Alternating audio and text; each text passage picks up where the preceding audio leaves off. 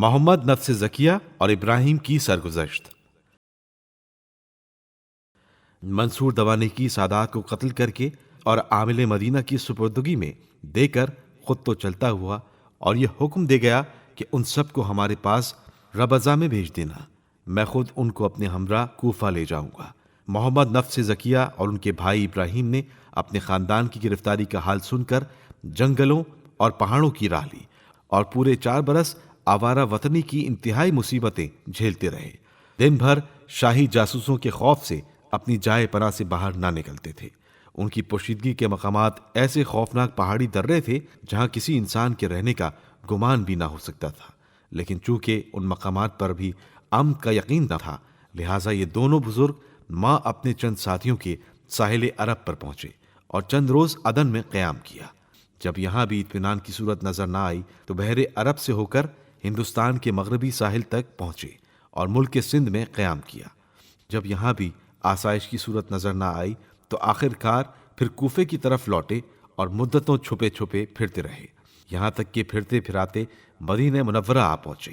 منصور دوانیکی کو ان دونوں بھائیوں کی گرفتاری کی سب سے زیادہ فکر تھی، اور ان میں بھی خاص کر محمد نفس زکیہ کی، کیونکہ انہی سے وہ بیعت کر چکا تھا اور لوگ اسی بنا پر اس سے بدگمان ہو رہے تھے۔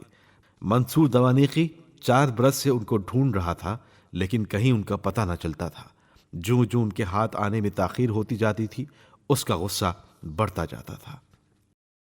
سادات کی روانگی۔ منصور دوانیکی بغداد میں اپنے لیے ایک محل بنوا رہا تھا۔ اس کو نامکمل چھوڑ کر مکہ پہنچا اور وہاں سے حاکم مدینہ کو لکھ بھیجا کہ بنی حسن جو مقید کر کے تیری حراست میں دیے گئے ہیں ان کو لے کر مجھ سے راہ میں مل جاؤ، تاکہ میں ہمراہ لے کر کوفہ ہوتا ہوا بغداد جاؤں اور وہاں ان کو قید کر دوں۔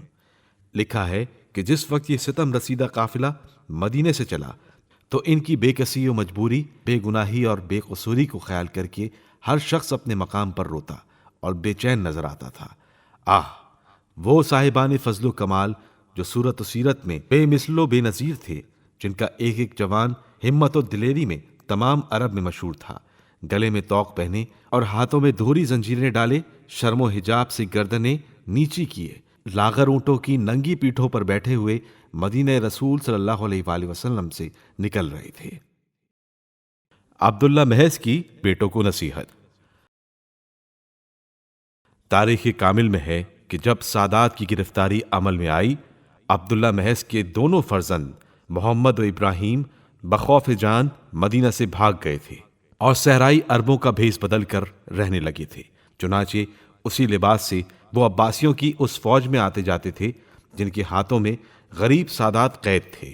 ایک دن انہوں نے بیٹوں کو انتقام کے جوش میں بے قرار پا کر کہا، میں تو قید ہو کر جا رہا ہوں، تم میں ابھی اتنی قوت کہاں ہے کہ بادشاہ وقت سے لڑ کر مجھے چھڑا لو؟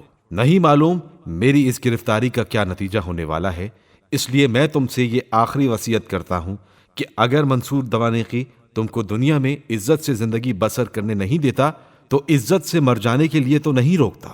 مایوس باپ کی زبان سے یہ حسرت بھری کلمات سن کر دونوں صاحبزادوں کے دل میں وہ جوش پیدا ہوا کہ اسی وقت سے انہوں نے منصور دوانیکی کے خلاف کوششیں کرنا شروع کر دیں۔